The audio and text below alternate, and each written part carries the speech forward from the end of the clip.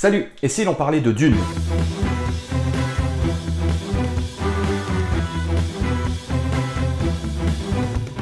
C'est ce mercredi 15 septembre que Dune, réalisé par Denis Villeneuve, sortira en France, et ce, plus d'un mois avant les États-Unis. En effet, la maison mère de Warner a préféré décaler la sortie du film à fin octobre pour ne pas être en concurrence avec le dernier James Bond de Daniel Craig, Mourir peut attendre. Mais Warner France a fait de la résistance et a décidé quand même de maintenir la date de sortie, initialement prévue le 15 septembre. Et je vous cache pas qu'on va pas se plaindre. Mais avant de vous parler du film de Denis Villeneuve que j'ai eu la chance de voir il y a une semaine, faisons un petit récap sur la saga littéraire ainsi que les autres films et séries qui ont été faites sur Dune et qui ont été souvent avortés. Dune est le livre de science-fiction le plus vendu au monde. Il est sorti en 1965 et on le doit à l'auteur Frank Herbert. Mais avant de sortir en livre, Dune a été publié en deux parties de 1963 à 1965 dans le magazine Analog, Science Fiction and Fact, plus connu sous le nom d'Analog. C'était un magazine aux États-Unis qui publiait que des nouvelles de SF. Donc après l'énorme succès du pavé Dune, Herbert va décider d'en construire une saga. Et dès 1969, la première suite sortira en livre sous le nom du Messie de Dune. Suivront ensuite 4 autres livres qui sortiront de 1976 à 1985. Et forcément, ce succès littéraire va arriver aux oreilles des producteurs hollywoodiens. Et c'est en 1971 que le producteur Arthur P. Jacobs va acheter les droits de Dune. Il n'est pas novice en termes de production de films SF tirés de romans bien connus, car c'est à lui que l'on doit déjà le film La planète des singes avec Charlton Heston qui était sorti en 1968 et tiré du grand roman de Pierre Boulle. Le producteur annonce un projet d'adaptation grandiose avec un budget de 15 millions de dollars qui est pour l'époque énorme. Et il propose au réalisateur de Lawrence d'Arabie, David Lean, de filmer le tout. Mais Lean refuse et le producteur Arthur P. Jacobs décède en 1973, mettant un terme définitif au projet. Mais quelques mois plus tard, toujours en 1973, le projet Dune refait surface, mais cette fois-ci en France. Et oui, le producteur Michel Sidou, grand fan du film La Montagne Sacrée, et propose à son réalisateur Alejandro Jodorowsky de produire son prochain film. Et devinez quel film Jodorowsky veut faire? Dune. Et lui aussi veut faire les choses en grand. Déjà de faire une relecture et une réécriture complète de l'œuvre de Herbert. Oui, rien que ça. Et en plus, Herbert lui-même va lui proposer ses services, ce que Jodorowsky va refuser. Pour l'équipe technique, il veut tout d'abord le sculpteur H.R. Giger, celui qui a créé le xénomorphe dans Alien. Il propose aussi le dessinateur Moebius pour la conception et les dessins de tous les décors. Mais ce n'est pas tout.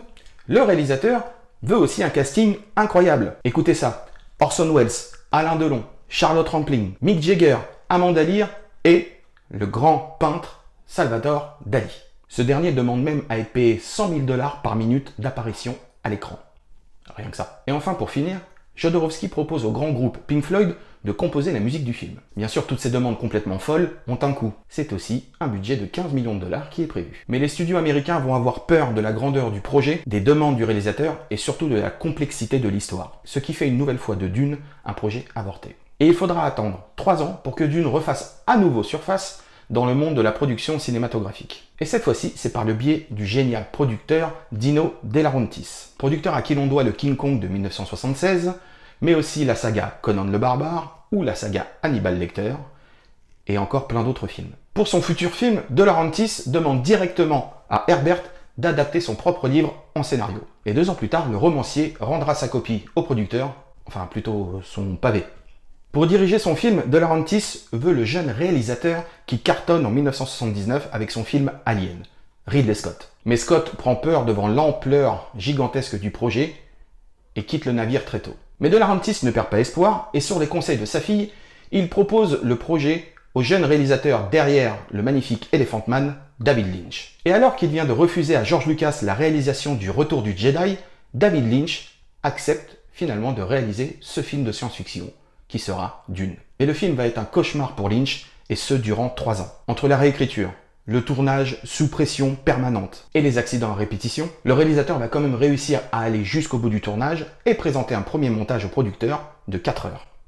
Bien entendu, un temps si long pour un film de SF à l'époque est juste impensable. Du coup, David Lynch retourne en salle de montage et finit par présenter une nouvelle version de 3 heures.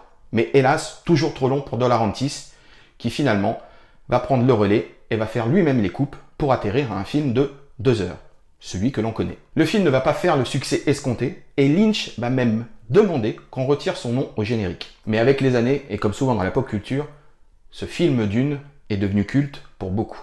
Mais alors comment adapter à l'écran une saga si dense comme Dune? Peut-être par la série télé. Et c'est la network Sci-Fi qui va avoir cette très bonne idée. Tout d'abord, fin 2000, avec du coup la série TV adaptée du roman Dune, d'ailleurs qui va avoir un succès énorme. Et ensuite, avec la deuxième série Les Enfants de Dune en 2003, qui sera l'adaptation du roman numéro 2 et numéro 3, Le Messie de Dune et Les Enfants de Dune.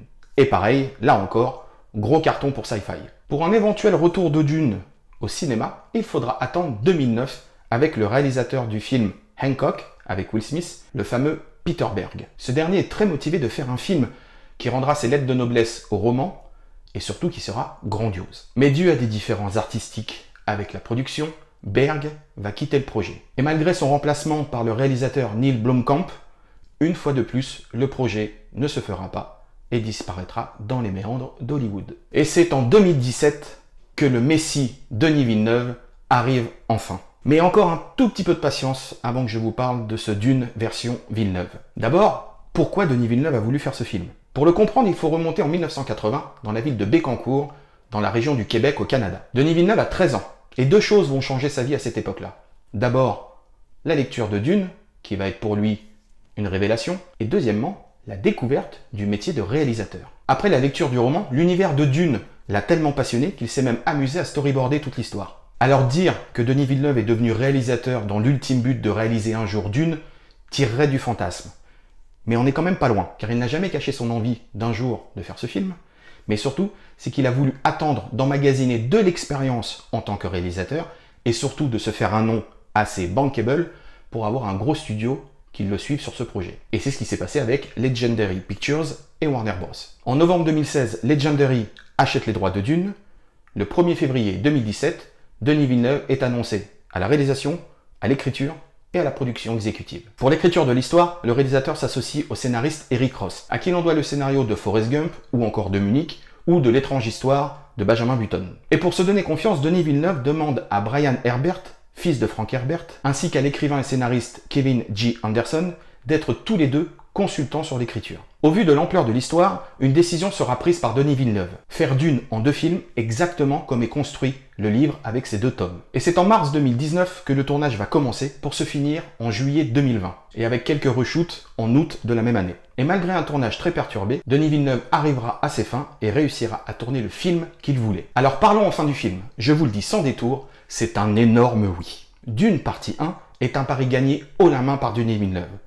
Et pour plusieurs raisons. Déjà dans son écriture, avoir eu l'idée de couper le film en 2 parties pour donner plus de place à l'histoire permet d'éviter les raccourcis et les cuts qu'avait dû subir le film de David Lynch à l'époque. Et surtout, le procédé va permettre aux spectateurs de ne pas perdre le fil de cette histoire si dense. Ensuite, il y a la réalisation léchée de Denis Villeneuve. Il joue avec des plans larges et très géographiques qui vous donnent cet aspect d'immensité dans cette planète désertique. Mais aussi avec des plans serrés caméra à l'épaule qui vous donnent cette proximité avec les personnages. Après, nous avons la photo de Greg Fraser. Vous avez pu voir son travail sur des films comme Zero Dark Thirty ou Rogue One, ou enfin le prochain film de Matt Reeves, The Batman. Le directeur de la photo joue avec les tons orangés pour les extérieurs et des tons très métalliques pour l'intérieur, ce qui vous donne à l'écran un effet d'éblouissement à chaque fois que vous passez de l'ombre à la lumière. Il y a aussi le casting qui est juste dingue dans sa composition. En tête d'affiche, Timothée Chalamet qui joue le rôle de Paul Atreides. Il est le personnage central du film et il est quasiment sur 90% des plans. Alors je sais qu'en sortant du film, certains d'entre vous, surtout je pense les gens qui n'auront pas lu le livre, vont lui trouver un manque d'émotion à l'écran. Alors ne vous inquiétez pas, c'est fait pour. Et vous comprendrez pourquoi dans le 2e film. Mais promis, je n'en dis pas plus. Pour la petite histoire, Denis Villeneuve étant québécois et parlant français, et Timothée Chalamet étant à moitié français, les 2 hommes échangeaient beaucoup dans notre langue sur le tournage, surtout quand il s'agissait de parler de Paul. Ils s'étaient construit leur propre petite bulle créative. Dans le rôle des parents de Paul, on retrouve la talentueuse Rebecca Ferguson et l'excellent Oscar Isaac. Dans le rôle du maître d'armes de la famille Atreides, il y a Josh Brolin. Jason Momoa, quant à lui, joue le rôle de Duncan, un éclaireur et soldat pour la famille Atreides et mentor de Paul. Pour les Fremen, les natifs de la planète sableuse Arrakis, on retrouve Javier Bardem et l'excellente Zendaya. Ce qui est drôle avec Zendaya, c'est qu'on la voit tout au long du film et pourtant elle n'a tourné que 5 jours. Alors pour comprendre pourquoi on la voit autant, il faut voir le film. Et enfin, dans un côté plus sombre de l'histoire, nous avons la grande Charlotte Rampling, ainsi que Dave Bautista et Stellan Skarsgård dans le rôle du baron. Et pour finir sur les raisons qui font de Dune une réussite et un si grand film, parlons de la musique de Hans Zimmer. Hans Zimmer est un grand fan du livre depuis toujours. Et même si les 2 hommes ont travaillé ensemble sur le précédent film de Denis Villeneuve, Blade Runner 2049, la participation de Zimmer sur le film n'était pas prévue dès la pré-production. C'est le compositeur lui-même qui a appelé Denis Villeneuve et qui lui a dit « je veux être de la partie ». Et pour convaincre Denis Villeneuve, Hans Zimmer lui a proposé une idée folle. Il lui a dit « c'est simple, dans tous les films qui existent, qu'ils soient de science-fiction ou autres, on utilise nos propres instruments, piano, violon, etc. Alors que ce sont des planètes qu'on ne connaît pas, des univers qu'on ne connaît pas, et qui ont sûrement leur propre instrument. Donc il est parti dans l'idée de concevoir lui-même de nouveaux instruments inédits et de les utiliser pour faire toute la musique du film. C'est pour ça que vous allez entendre une musique très particulière, mais incroyable. Et forcément, l'idée a beaucoup plu à Denis Villeneuve. Bref, c'est pour toutes ces raisons que Dune est un grand film, épique et réussi. Et pour la suite de Dune, eh ben c'est simple, ça se fera en fonction du succès du premier. Alors même si depuis quelques jours la Warner donne des signes très positifs, car les retours sont juste dingues, il faudra attendre encore un petit peu. Alors même si Denis Villeneuve a dit que le scénario était presque terminé, d'ailleurs la deuxième partie de l'histoire se tournera plus autour de Zendaya, le réalisateur a quand même dit qu'il ne pensait pas à faire 2 films, mais à faire une trilogie. Et ce 3e film sera l'adaptation du 2e roman, Le Messie de Dune. Donc affaire à suivre. Mais en tout cas, ce qui est sûr, c'est que Dune sort bien chez nous le 15 septembre, et qu'il faut absolument aller le voir. D'ailleurs, si vous pouvez le voir en IMAX, je vous le conseille car le film a été entièrement tourné avec ses caméras. Donc ça vaut le coup. Et je terminerai cette vidéo sur Dune par les mots de Denis Villeneuve. Quoi qu'il arrive, on a fait le film que l'on voulait. Bien sûr, si les gens pouvaient y aller, ça serait encore mieux. Mais même s'ils n'y vont pas, le principal, c'est qu'on a fait le film que l'on voulait. Voilà, ainsi s'achève ce nouveau numéro de Et si l'on parlait d'eux. Comme d'habitude, je vous invite à vous abonner à la chaîne YouTube pour rien louper des prochaines vidéos et de toutes les bandes annonces sur la pop culture. Vous pouvez aussi aller sur le site damiencinematicuniverse.com pour avoir toutes les infos et les actus. Et enfin, vous pouvez me suivre sur les réseaux sociaux, Twitter, Instagram et Facebook. Quant à moi, je vous laisse avec la bande-annonce de Dune, qui sortira le 15 septembre. Je vous dis à très vite et surtout, allez au cinéma. Salut!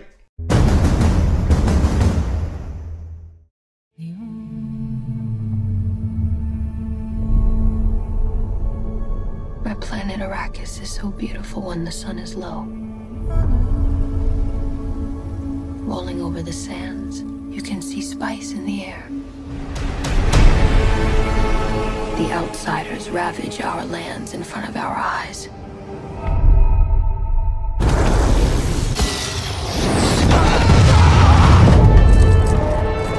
Their cruelty to my people is all I've known. What's to become of our world? Paul.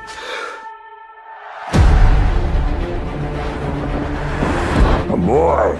Hey, Duncan, can I trust you with something? Yes, always. You know that. I've been having dreams about a girl on Arrakis. I don't know what it means. Dreams make good stories. But everything important happens when we're awake. Hey, you. Put on some muscle? I did? No. We are House Atreides. There is no call we do not answer. There is no faith that we betray. Smile, Gurney. I am smiling. The Emperor asks us to bring peace to Arrakis. House Atreides accepts! I know you. There's something awakening in my mind. You need to face your fears. Come with me. You need to be ready. You never met Harkonnens before. They're not human, they're brutal. The Duke's son sees too much. This is why Dune. Kill them all. God in heaven. Get everything with guns off the ground! Go! This is an extermination. They're picking my family off one by one. Let's fight like demons.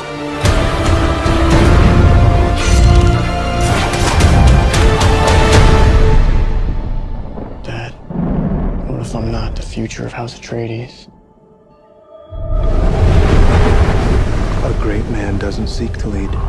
He's called to it. But if your answer is no, you'll still be the only thing I ever needed you to be. My son. Your If anything happens, will you protect Paul? With my life.